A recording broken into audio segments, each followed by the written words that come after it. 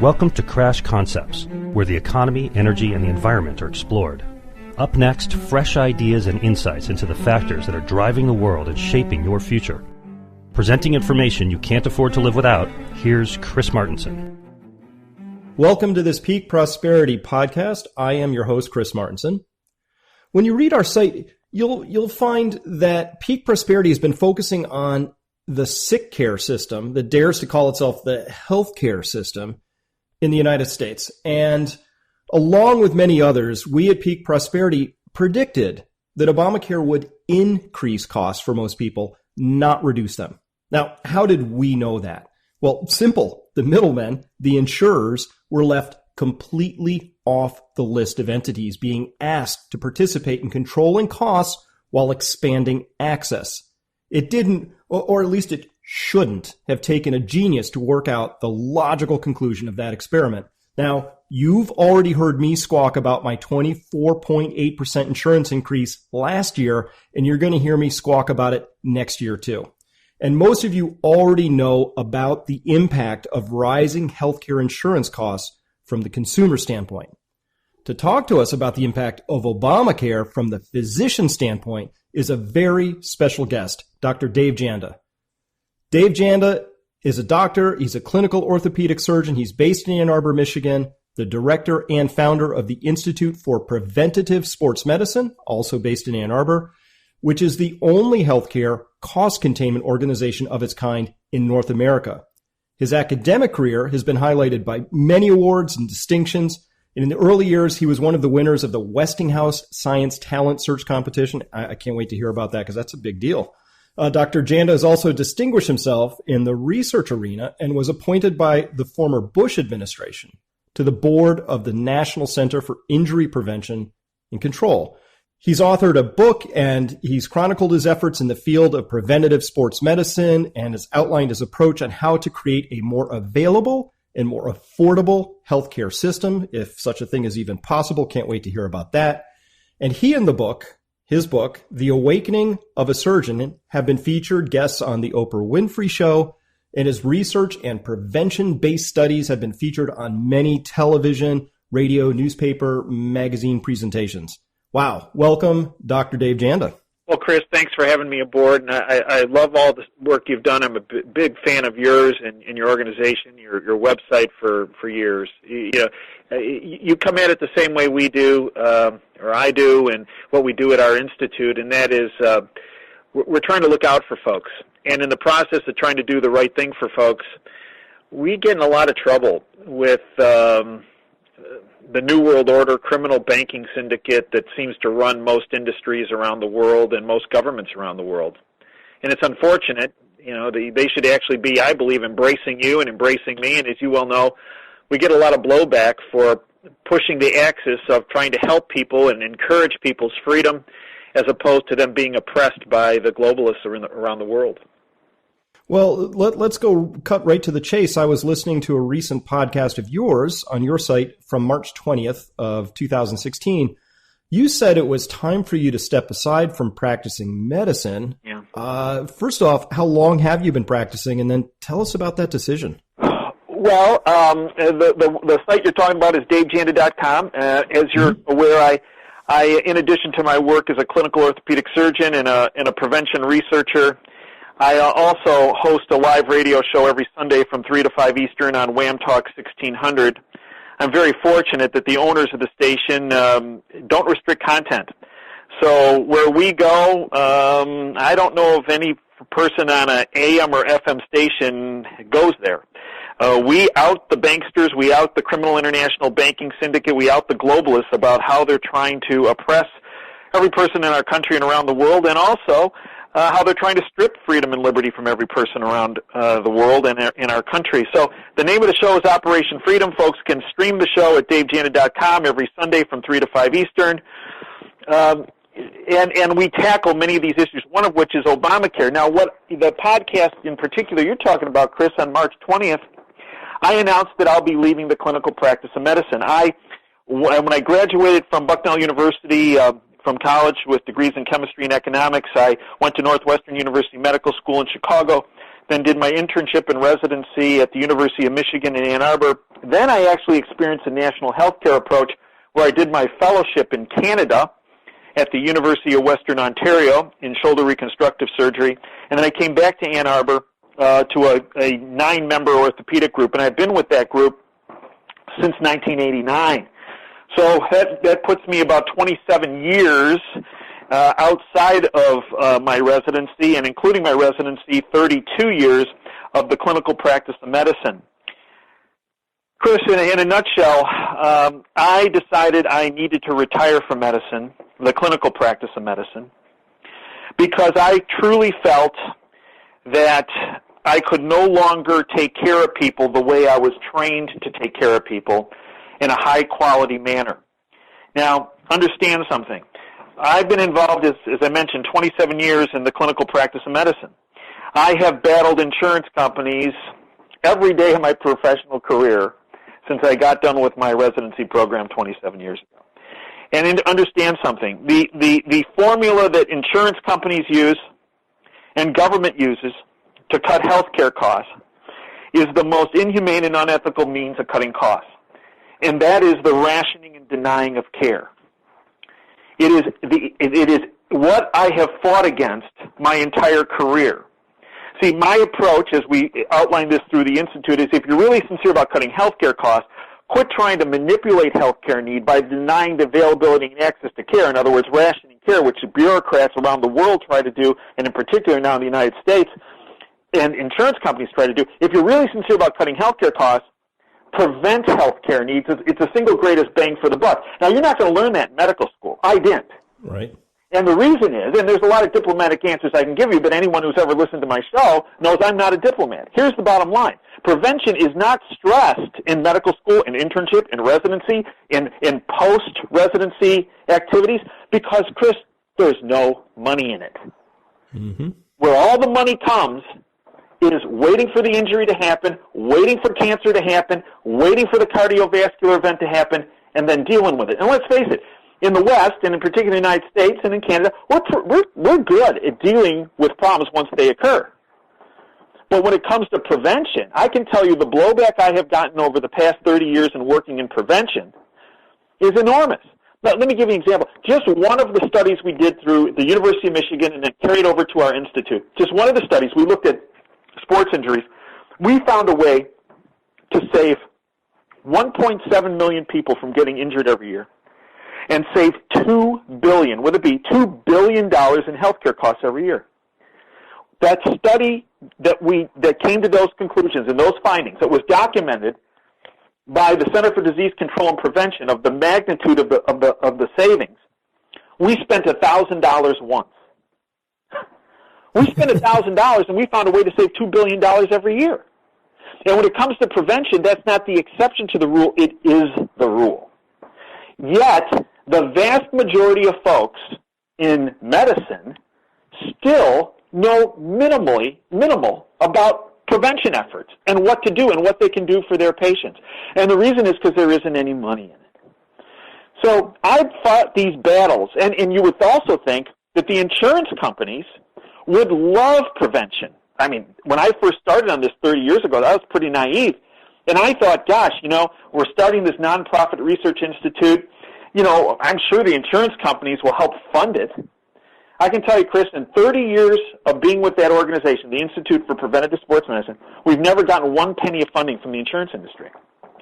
And about 15 years ago, I got a call from an insurance executive from New York. He says, I'm flying out, I want to meet with you. I'm thinking, they finally figured it out. I mean, they finally saw that, hey, look at these guys. They spend $1,000 once and it saves $2 billion.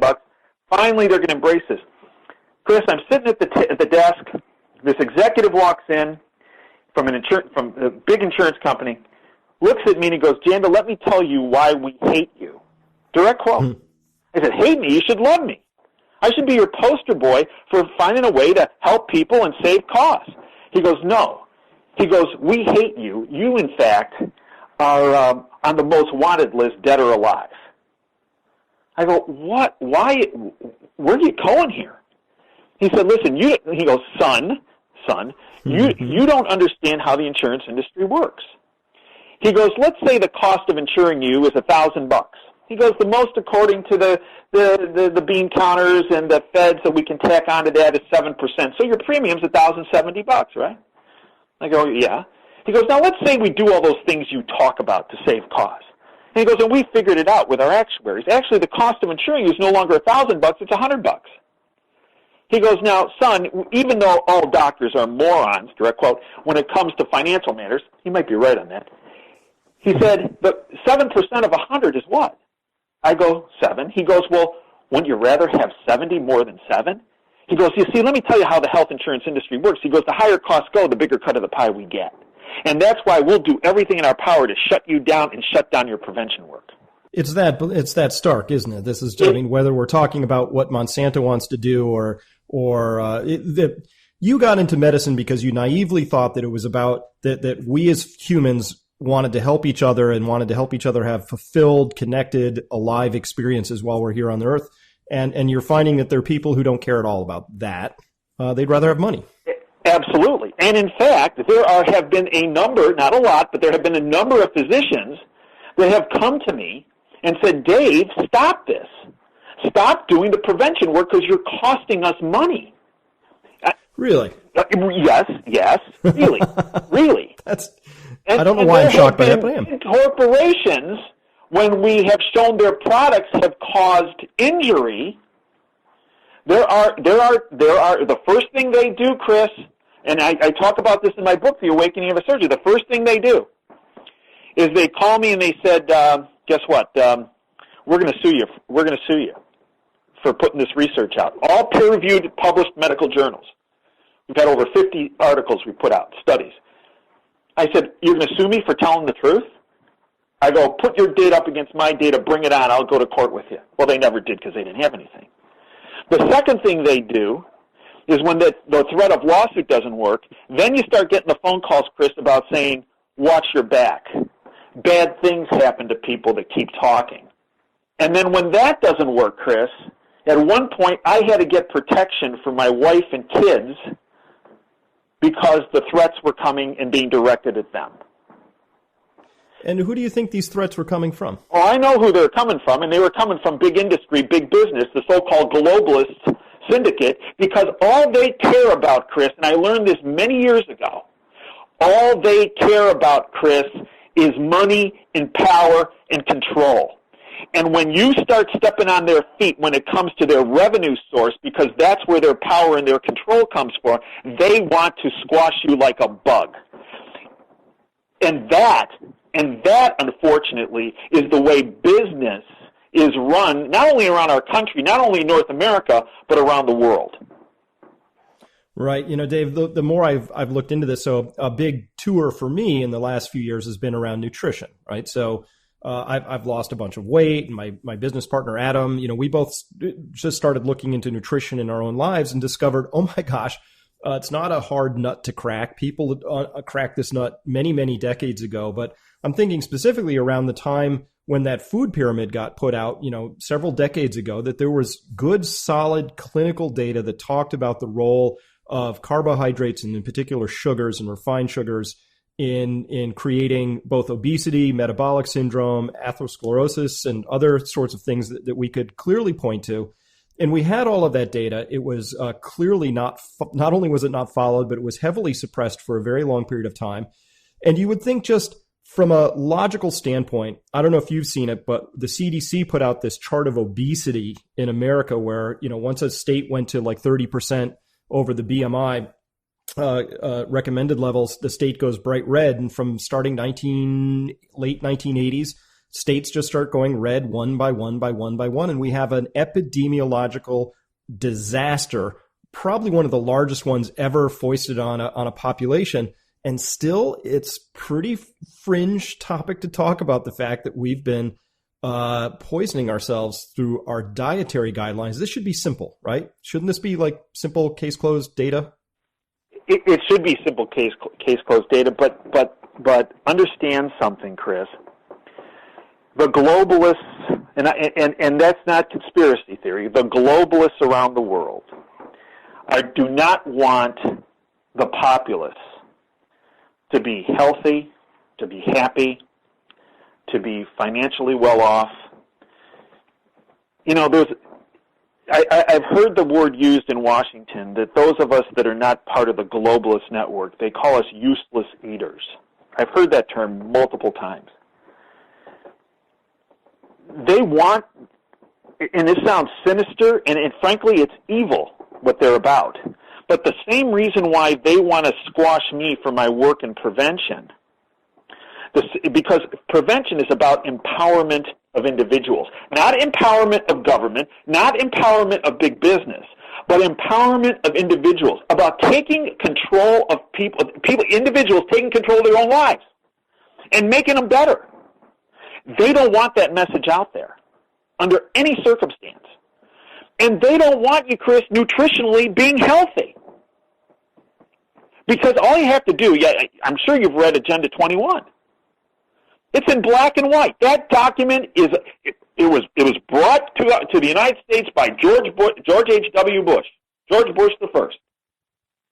And in the appendix of Agenda 21, it talks about a huge population reduction worldwide. Well, guess what? The prevention model surely doesn't fit into their model, and neither does being nutritionally sound. So what drives all these aberrant recommendations that are put out by governments that actually many times cause more problems than help is big money. It's the globalist money behind it.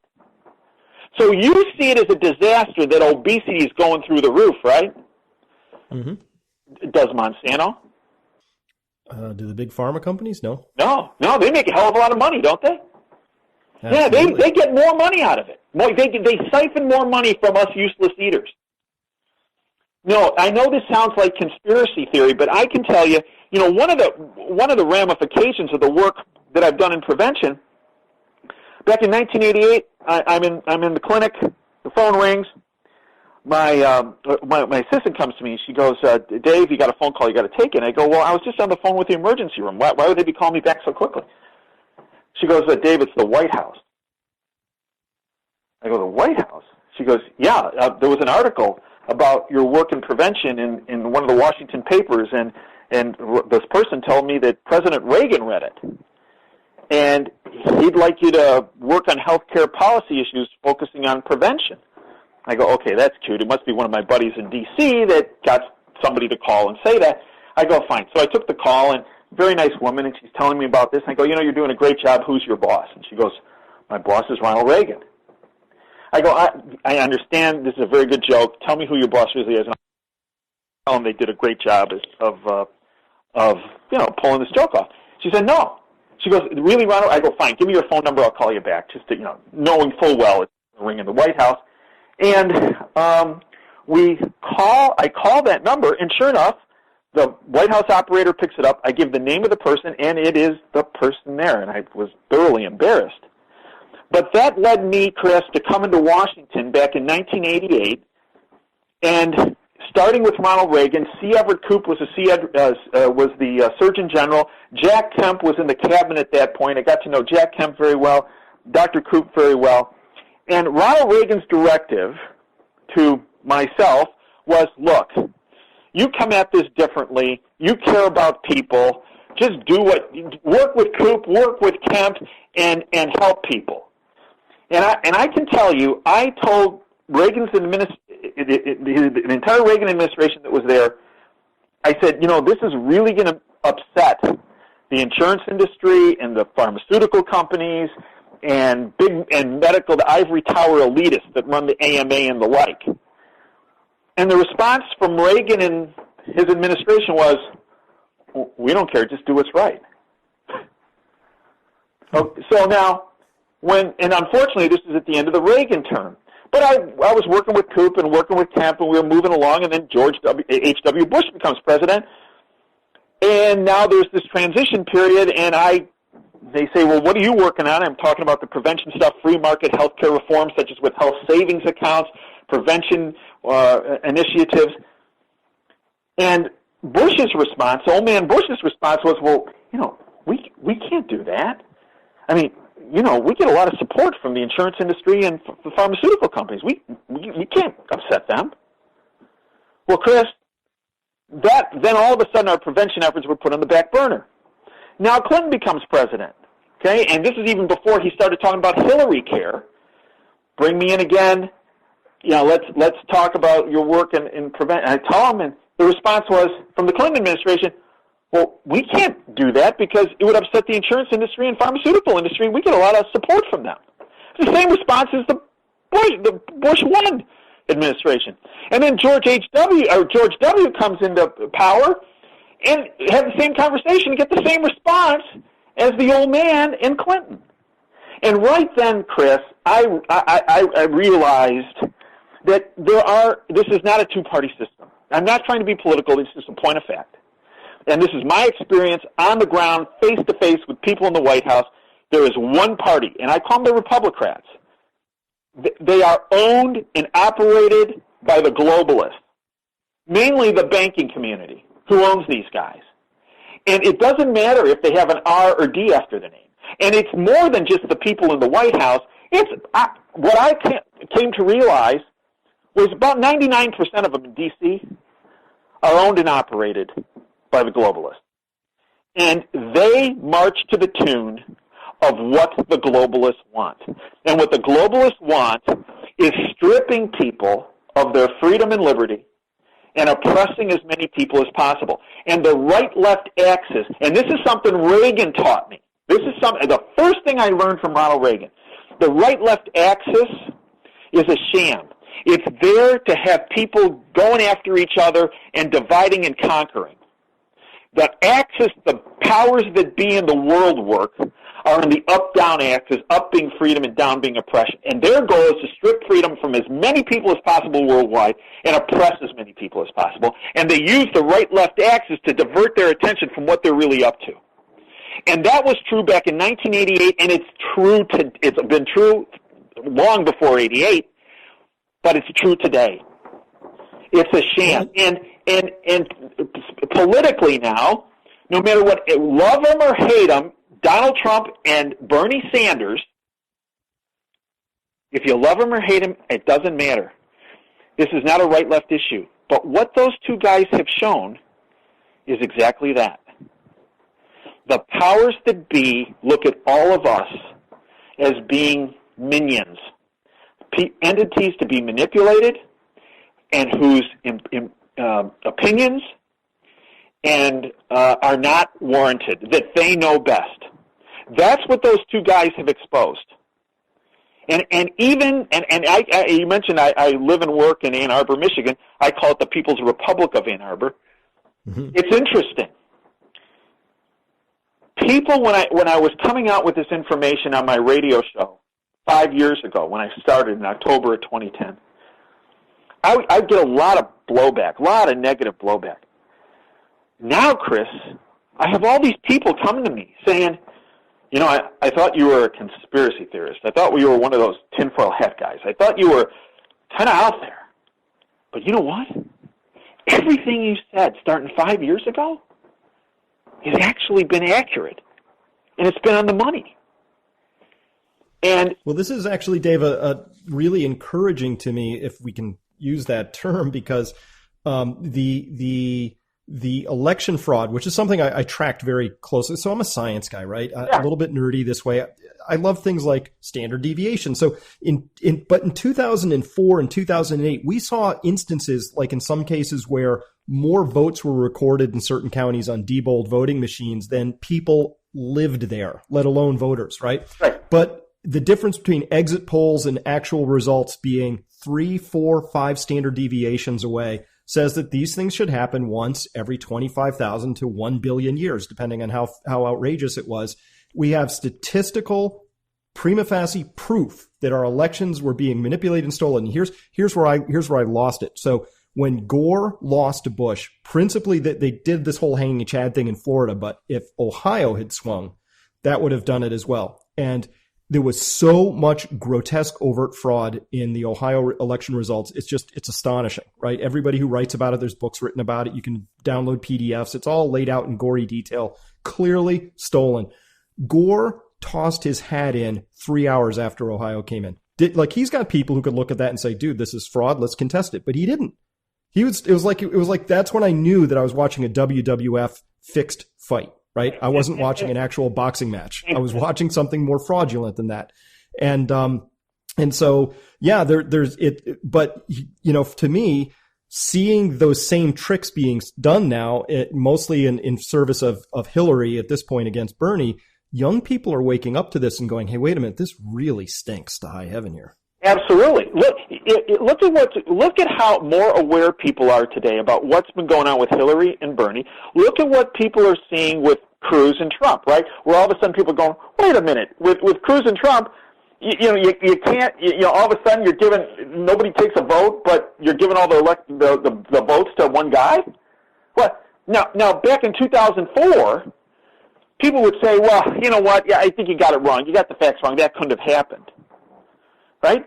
So I agree with you, Chris. I really, and some of this I got to give credit to actually Ron Paul, because Ron Paul had a pretty big movement 4 years ago, especially with the college kids, and I have college-age kids myself, and I can tell you they kind of locked on to what he was saying, and they were kind of like, Dad, you've been saying this for a long time, and Ron Paul's saying this now, and it's all kind of adding up. I mean, this has been like a snowball coming down, the hill, and it's been gathering momentum as much as the globalists want to slow it down. And that's why I think, Chris, you're seeing some things happening around the world that, to me, indicate the globalists are panicking and they're desperate because they believe the populace is awakening.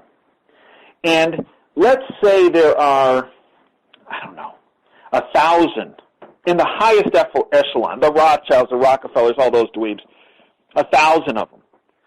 There are hundreds of millions of us. And that's what they don't want people to realize, that the power is with us useless eaters. And when the power of us useless eaters is generated in a positive manner against the globalist syndicate, they don't stand a chance. I think they're panicked. I think they're desperate. And I think one of the other entities that brought some of this awakening on, Chris, is Obamacare. When I had been working in healthcare policy, as I mentioned, for a number of years with Reagan administration, not that Bush 1 or 2 listened to me or Clinton listened to me. But in 2009, one of the fallacies, and this is something that 99% of folks in our country still do not realize, Obamacare was 2 parts. The second part was the health care bill. The first part of Obamacare was actually hidden in the stimulus bill. So over the years in Washington, I had developed a network of people still in government. There's some good people in government. They're not all bad. There's some really good people in government that are trying to fight for the freedoms of people around our country. Just so happens the globalists have been dominant over the years, but there's still some freedom fighters within our government. And there were some folks that contacted me back in 2009, before the stimulus bill came out, right after Obama was elected and took office in January 2009. And people called me up from D.C. and said, something's going on with health care because of the meetings we're seeing in the West Wing. Keep your antenna up, because they're going to try something. When they passed the stimulus bill, I had enough experience in Washington where I knew there was something hidden in the stimulus bill, that it wasn't really about shovel-ready jobs, because the stimulus bill was found to be a sham when it came to creation of jobs. And I knew there was something in there associated with a big agenda item. And I had been given a heads up that the first push that Obama was going to make was in health care. And to take control, because it's all about control, take control of health care delivery. Because what I was told from folks in Washington, a number of different circles, look, if they can control your health, they can control every aspect of your life and every business's life. And that's why they were going for health care first. So the Congressional Budget Office downloaded the stimulus bill about 1 o'clock in the morning. So I wake up, set the alarm, wake up. My wife thinks, Dave, I'm sure it's not going to, there's something in here. I know it. And it was hundreds of pages long. I think it was around page 300 and something in the stimulus bill, and all of a sudden there it was. Because back in the 90s, I was brought to Washington, actually by Senator Dole, who said to me, he was the Senate Majority Leader at the time, he goes, Dave, you kind of look at things differently. Reagan loved you. Just look at you and another person. I want you to look at Hillary Care and tell us what's right about and what's wrong about it. So then we found a couple things that were right, Chris, but a lot of things that were wrong.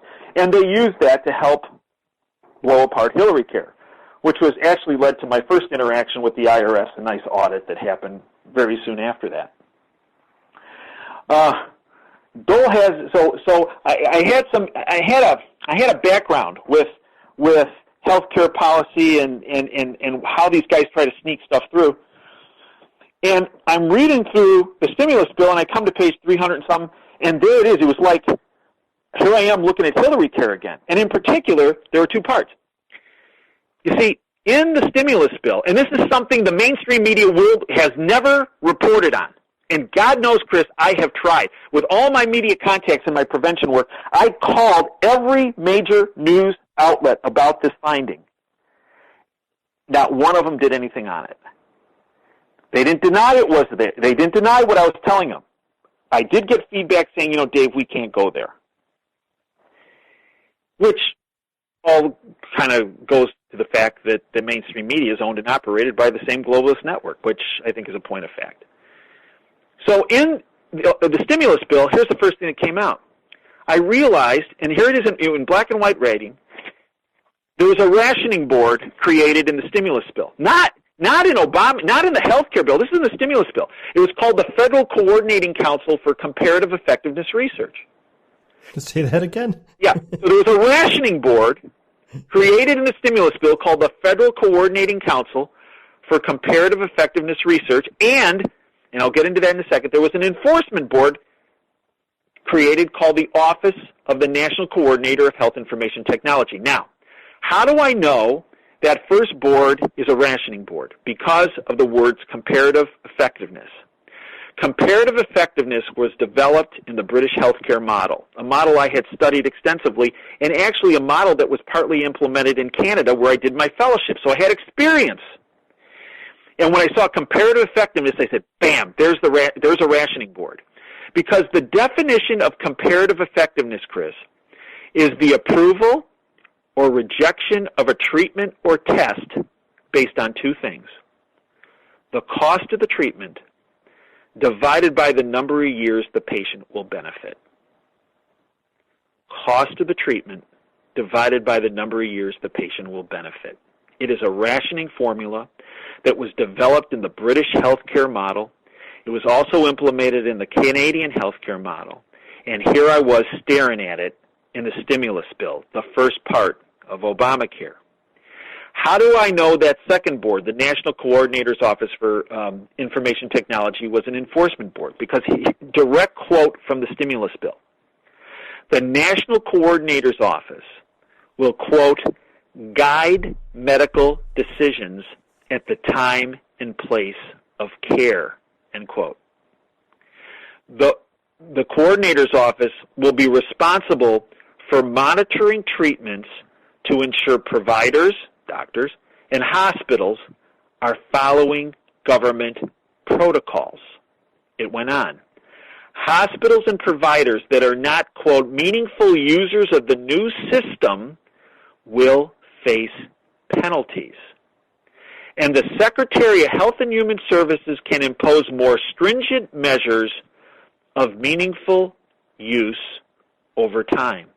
Now, that had passed in February of 2009, about 3 weeks after Obama took the oath of office twice.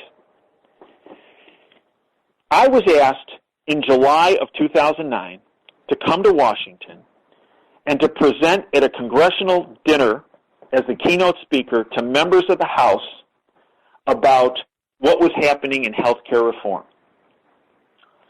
This was scary, Chris. So here I am, supposedly in the bastion of freedom and democracy, in the Capitol building at this big congressional dinner, Republicans in the room, independents in the room, and some Democrats in the room. Pelosi didn't make it because she was all upset that I was there because I was, I'm not a globalist. But there were both parties, mainly Republicans, most independents, and some Democrats in the room. And I put this information up in a PowerPoint in front of them. Now, these are the people that passed the stimulus bill, right? Chris, there are, I would say, there were dozens and dozens and dozens of congressmen in the room. They all had 4 or 5 staff members in this big room. So there were a lot of people in the room. When I put this information up in front of them, there were about 2 people that knew that this stuff was in what they passed. They're all kind of looking around the room going, God, we passed that? We voted on that? That was in there? So when I got to the part where I said, look, I'm really troubled by all of this, but tell me what this means. Hospitals and providers, quote, hospitals and providers that are not meaningful users of the system, the new system, Obamacare, will face penalties. And the Secretary of Health and Human Services can impose more stringent measures of meaningful use over time, end quote. I go, does this mean that coordinating council, that comparative effectiveness council that will create these protocols based on the rationing of care, and then if I don't follow those protocols, I can be fined? Congressman stood up, looked at me, and he goes, Dr. Janda, that's exactly what it means. I go, so what are we talking about here? I go, let's say when this kicks in, these protocols kick in, and right now they're going to start to be phased in starting in January 2017. Wonder why I'm going to get done in December of 2016, Chris? All right. When the protocols start to be implemented, so a patient comes into a room, the doc comes into the room, we have our handheld devices now, electronic medical records. Remember, electronic medical records are not meant for patient benefit. They're meant for control, okay? So we'll put in a code of the diagnosis. That will go to the insurance company and go to Washington.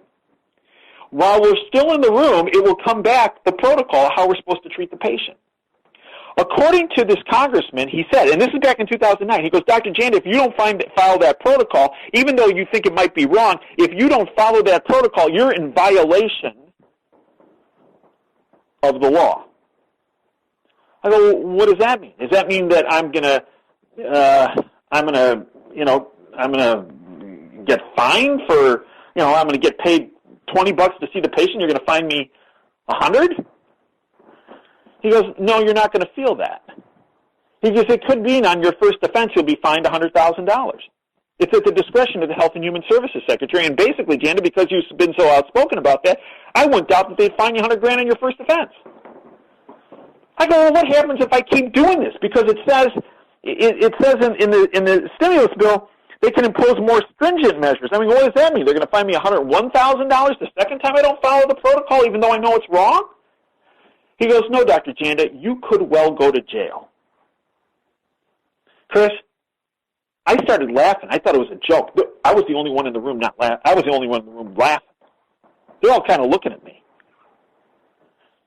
Chris, the last question a congressman asked me at that dinner keynote address I gave, Congressman stood up. He goes, Dr. Janda, I'm going to be doing some interviews on the networks on Sunday morning. He goes, if somebody asks me, what's one word to describe Obamacare?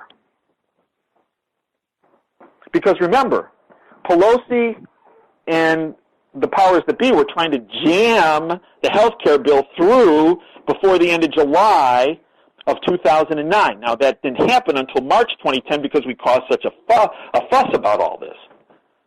But he said, well, what's the one word I should give if somebody asks me what's the best way to describe Obamacare and health care reform as it's currently being rolled out?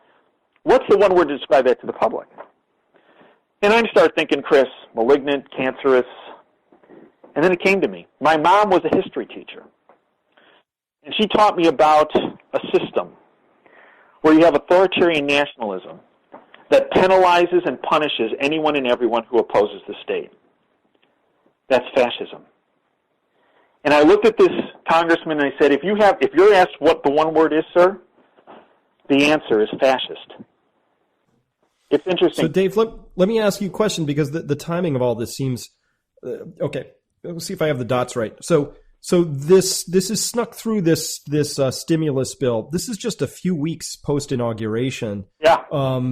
Presumably they didn't cobble this together in a few weeks, but you gave me another clue, which is that you recognize the language because it had been in place in the UK. Yep. I consider the UK to be like the ultimate nanny state. Millions of cameras everywhere, and people very extremely locked down culturally in terms of what they can and can't do. People there aren't even allowed to defend themselves in their own homes from break-ins. So there's a very strong, sense that the government needs to be providing for the useless eaters, as you're calling them, but we might say the common person. So it feels to me like that, whatever that agenda is, got picked up and dropped into our shovel-ready so-called stimulus bill. So to me, this sounds like this has been in the works well before Obama, obviously. Is that true, and who's driving this? The globalists, and in that group I would put folks that we commonly talk about that are members of the Council on Foreign Relations, and the insurance industry, big pharmaceutical companies. I believe this was long in the works, Chris. Yeah. And what they needed to do is they needed a puppet that was willing to lie willingly to the public to put this over the top, to implement it. And, in fact, one of the criticisms I had when I first started talking about all this is, and this is why I believe they chose Obama, because it made it very easy for them. Because most people, when they're leveled with this charge, shrink and they go away. The criticism that first came to me, at me, by the truckload, was the reason why I was opposed to Obamacare is because I was a racist. Yeah. Now, Chris, I'm a surgeon. I have been in clinical practice for 27 years. I was a resident for 5 years before that. I've been involved in surgery and then 4 years in medical school before that. So 36 years of my life, I've been in an operating room. Chris, let me tell you something. When you lay that scalpel on a person's skin, after you get through the first 2 millimeters, here's the revelation to all those people that say that. We're all pink. Mm-hmm. And I have never met a surgeon or anyone who has ever set foot in an operating room that is a racist. Because it becomes very apparent after the first 2 seconds you're in an operation, we're all the same. So when I came out with this criticism and expose of that Obamacare was hidden, it was a ration-based program. That's why I'm so against it. Whether it's an insurance company or government bureaucrat doing it, rationing is rationing. It's the most unethical and inhumane means of cutting health care costs. And that's what Obamacare is all based on. That's what Hillary Care was based on. And let's not let the Bushes out of this. They didn't propose any meaningful health care reform because they were told not to, because their handlers, the globalists in the insurance industry, were telling them, don't do anything. Just shut the hell up and just keep things going. Everything's okay. Well, let's put this in perspective. I mean, people think the military-industrial complex is strong. Of course it is. Of course it is. We spend $1 trillion a year on it. But healthcare is $3.8 trillion. It's a very, very large number. So obviously there's a lot of power invested in this particular angle. Now, but Dave, a lot of people this year are going to be surprised and shocked at the increases in their healthcare premiums because, of course, as I mentioned in the intro, the group that got left out of needing to control their costs at all were the health insurers. It's shocking to me. If you pull up the top 10 CEO pay for health insurers, you get some shocking numbers. People who think it's in their duty to take home 10, 20, 30, sometimes more than $100 million a year in pay because they're worth it. And that's just the CEO. Let's put the rest of the C-suite in there, the COO, the CFO, and all the other assorted hangers-on and other people. Dave, I bet I could find a super qualified person to run a healthcare business like that for no more than $1 million. But here we are with people. Just the health insurance industry. I was talking with somebody who just came out of talking with a senator, and the senator had described Obamacare as the single largest giveaway to the health insurance industry in its entire existence, and that is saying something. And that is correct. And the reason that's correct is because as I mentioned, the insurance industry is who was behind writing Obamacare along with the Globalist network. You see, all you have to do, Chris, is look at the stock prices of insurance companies.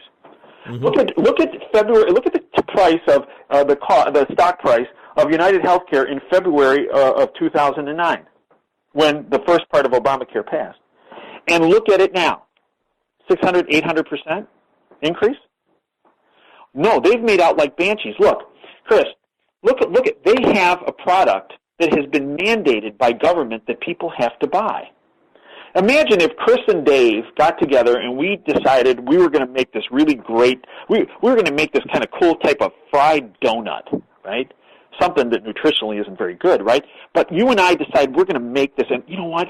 We got a couple buddies that are in Congress, and let's get them on board, and let's get them to pass a law that says that everybody has to eat a fried donut every day. And let's also get them on board to say that if people don't eat a fried donut every day, we will have the IRS come down and kick your door in because you didn't buy a fried donut every day. And that's exactly what's happened.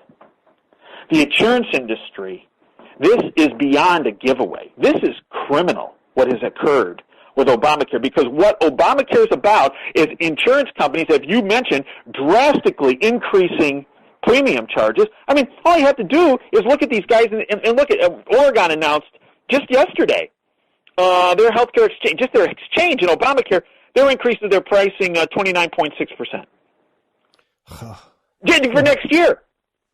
For next year. If you look at the cost of premiums of what's happened since 2009, they've gone through the roof. And in the same time, people are having higher copays, higher deductibles, and it's leading to the rationing of care. Chris, it's a beautiful business model if you're a sociopath. And that's what these people are. So you mentioned, Dave, that you were audited once. How many times have you been audited? And are you being audited personally or as a business? What's going on there? So right after myself and another guy gave all the information to Dole that ended up taking out Hillary Care, that was in 1994, my wife and I were audited every year from 1995 through 2000 to when Clinton left office. Now, when we were audited, it was very interesting, Chris. The IRS guys were actually very nice to us and apologetic. And every year they call us up, they tell us we're being audited, and they go, "You realize why you're being audited?" I go, "Yes." They go, "We're very sorry." I go, "I understand. Just, be fair and be honest, and let's move on." And they never found a thing, okay? Now let me tell you about the last time we were audited. Drastically different. In June, remember now, I spoke in 2009 in Congress. I've been all over the media. I have this radio show that started in October of 2010, Operation Freedom. Out there pounding about the hazards of Obamacare and many other items, and going after the globalists on many different fronts.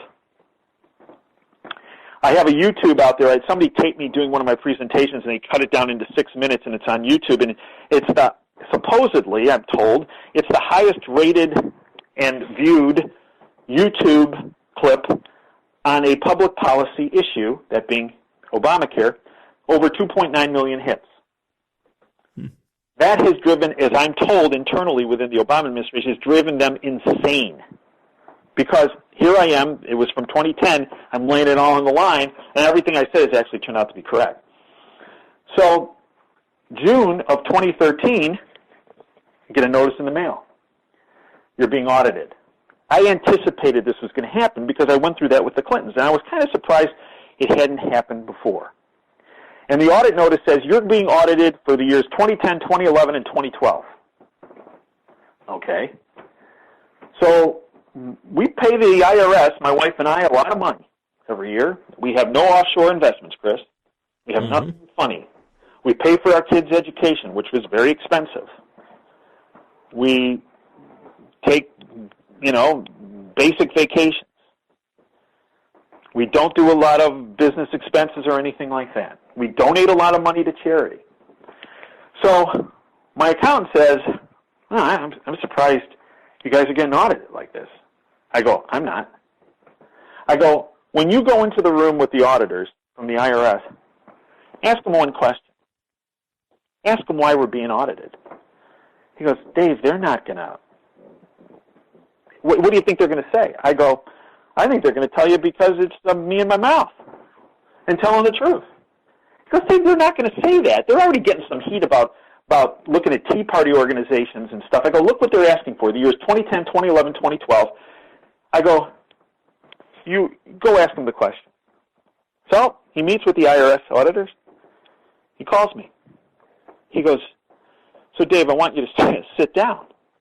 I go, why? He goes, I'm going to tell you something here that happened. I go, what happened? He goes, I walked in the room and I did what you told me to do. I knew that they weren't going to come up with anything. I said, the Jandas are wondering why they're being audited because they already pay you a lot of money and they don't have any weird investments or any offshore investments. Why are they being audited? He goes, Dave, the auditor looked at me and said, direct quote, Dave, it starts with his radio show, end quote. And I go, yeah. That audit, Chris, lasted from June of 2013 to March of 2014. 9 months. Let me give you an example of what they did. Chris, I lecture around the country. Actually, other places around the world, too. And when I lecture around the country on Obamacare, I refuse payment. I refuse to get paid. I'm doing it for my patriotic duty, fine. But when I go to these places and I spend my own money to fly there, spend my own money to stay at a hotel, spend my own money on food and not get reimbursed, to me that's a legitimate business expense. Our accountants felt the same way. So as the IRS guys are going through this, they go, well, Janda speaks all over the country on this healthcare policy stuff. He goes, yeah. Well, he didn't report any income from that. Well, that's because he refuses to get paid. Well, we've never heard of that. He goes, well, now you have. Well, why would he refuse to get paid? Because he believes it's his patriotic duty to inform people of what's really going on that the mainstream media refuses to talk about. Oh. Well, we want documentation from these organizations that he lectured to around the country for the past 2010, 2011, 2012, that he didn't get paid. Okay. So I save emails of people thanking me. So we redacted people's names. We redacted their email addresses. But we left in there the fact that in these notes that were sent to me, we really appreciate you doing this, and the fact that you didn't accept any, speaking fee. I'm not Hillary Clinton, right? You didn't accept any speaking fee. We really appreciate that. We turned that over to the IRS, and they came back and they go, well, we want further proof that he spoke at all these events. All right, what kind of proof do you want? Well, we want programs from the events, from all these places he spoke around the country, those 3 years.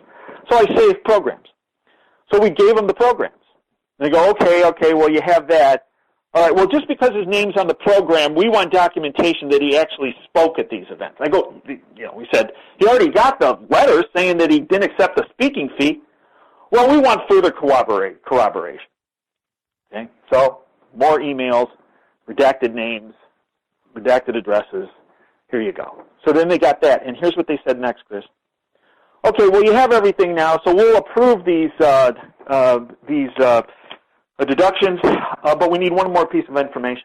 Oh, what's that?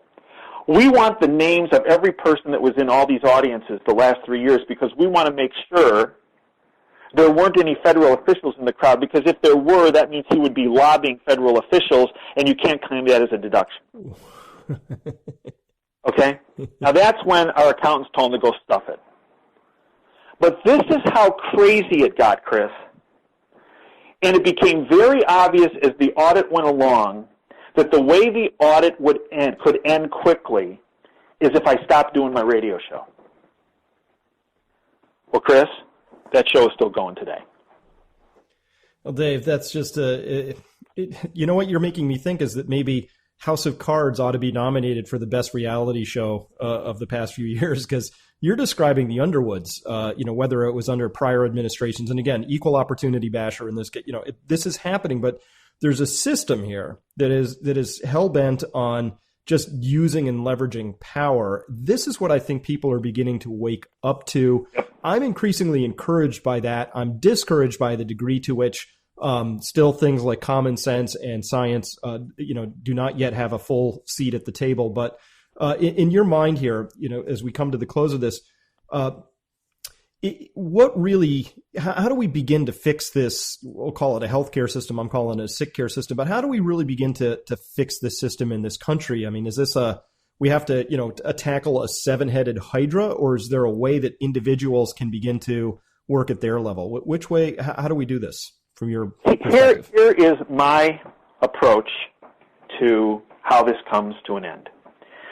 The people in Washington, I believe 99% of them are owned and operated by a criminal international banking syndicate, of which the insurance industry is part of, as is Big Pharma. These people in Washington, whether they're Republican or Democrat, it doesn't matter. They are deathly afraid of two things. One, not having enough money to run for re-election. It's money that's very plentifully given to them by the criminal syndicate. Now, they try to shake down us useless eaters because, let's face it, the less money all of us useless eaters have, the harder it is for us to rebel against the syndicate, right? So it's kind of like they want to, if you will, get the stuff. They want to pick our pockets as much as they can, whether it's taxes or whether it's donations to them, because they want us poor. Because if we're poor, then we're an easier target. So, number one, don't donate to those guys, any of them. But here's what they're afraid of. They're afraid, because they'll always have enough money given to them by the globalists. The second thing they're afraid of, and this is with me having experienced since 1988 to the present, the second thing they're afraid of is a populace that realizes and is awakened and knows what's going on and realizes that they're on the wrong side of it. Because they know no matter how the machines are rigged, if they are in such disfavor, no matter how badly those machines are rigged in their favor, it doesn't matter. Because when the public gets wise, they vote with their feet, and they vote to get them out of office. And that's what they're deathly afraid of. And all you have to do to think about that is Eric Cantor with the Republican Party, right? You can't tell me those machines weren't rigged in his favor, yet he lost. And he lost because it was such an overwhelmingly get the bum out that's why he lost. And you see, that's what they're all afraid of. They are petrified of that. There's only so many times, there's only so many votes the globalists can throw their way. So the first thing that everybody in our country needs to do is you go to every elected official and say, number one, you need to immediately vote to repeal this law immediately. And if you don't, I will talk to every family member. I will talk to every neighbor. We will mobilize in force against you and make sure you don't even make it through the primary election. And in fact, we will even push for you to be recalled. Let me tell you something. Many people think that they don't have any power. That's what the media that's owned by the globalist syndicate, that's what the politicians, that's what the globalists want everybody to think, that they don't have power. We have power in numbers, and we have to use those numbers to get these scum out of there. And anyone who ever voted for Obamacare, anyone who continues to push Obamacare or any aspect of it needs to go. And let me give you a good example. There was something that passed recently called the Doc Fix, which is supposedly going to help docs so that their payments are protected when it comes to Medicare. BS. It's called MACRA. And what MACRA is the extension arm of Obamacare. We just got the rules the other day, the printed rules of this MACRA that both Republicans and Democrats voted for and approved and voted into being implemented. Chris, last Thursday they came to our office, and my office manager comes to me and she goes, Dave, you're never gonna, everything you've said, Dave, here you go again, proven right again. She goes, we just got this book based on this MACRA legislation that was based on Obamacare. It's 962 pages of the regulations we have to implement in order to take care of patients. 962 pages. That came on Thursday. On Friday came a 500-page manual of how to interpret the 962 pages. And Chris, what it focused about was the use of electronic medical records. Remember we talked about in the stimulus bill, the National Coordinator's Office of Information Technology, a direct extension of that, and it talked about protocols. Remember, the Comparative Effectiveness Council, the same part of Obamacare is talking about that was in the stimulus bill. No, Chris, Dave, the only way this ends is for people. This is not a spectator sport. They can't sit on the bench any longer. They have to be mobilized, and they have to confront. I'm not saying you beat up. I'm not saying violence here. I'm saying verbally confront every person in Congress and tell them it's immediately repealed or you're done. You're gone. You're repealed. You're voted out in the primary. And Chris, when that starts to happen, this thing goes away. It implodes. Because it's imploding on itself. But the problem is what the powers that be are going to push here. And this is what the insurance companies have decided. And this is what they knew this was not going to work. But they're going to get a huge amount of money out of it. And the next thing they're going to push for, Chris, is a single-payer system. So as Obamacare falls, they're going to push for a single-payer system. And the insurance companies like United Healthcare and the Blue Cross Blue Shield Group and Humana have already divided up the country about how they're going to administer a single-payer plan. And we have to make sure that because this thing is been rigged to implode, we have to make sure that what's not put in its place is a single-payer system, but free market reforms that utilize health savings accounts, that utilize prevention and wellness initiatives, that utilize selling insurance across state lines. Oh my gosh, can you imagine insurance companies, rather than colluding, actually have to compete? That would be very good for me because there's insurance just 10 miles from me up in Vermont that I would love to get. Can't get it here. It's legislatively been forbidden that they operate here. So I totally get that. And Dave, we are unfortunately out of time. I hope we can do this again because there's so many areas we didn't even cover yet. And I understand completely why it is that you're retiring this year. And what I'm looking forward to, though, is if I could say it this way, that you'll have more time to take your talent, your efforts, and put them where they are really, really needed. I'm sure you're a fantastic orthopedic surgeon, but I think your talents are needed to help get us more generally and broadly out of this mess that we're in. So people can find you at www.davejanda, that's with a J, janda.com, and your Operation Freedom can also be found there at davejanda.com/Operation Freedom with a hyphen between Operation and Freedom. Does that about cover it for you? That covers it, Chris. I want to thank you for all your efforts over the years. As I said at the beginning, I've been a big fan of you and your efforts. I really think that we have the power, and we truly are awakening the public. And as the public awakens, I think the globalists go down for the count. Well, that's from your lips to God's ears, and of course, I'm a huge fan of the fact that we do have the power. And that's an important message because so much money and marketing has been spent to convince us that we do not have the power, but we do have the power. Very encouraging. So, Dave, again, thank you so much for your time and for the work that you're doing in the world. And I thank you, Chris, for all that you're doing as well. And thank you for giving me the opportunity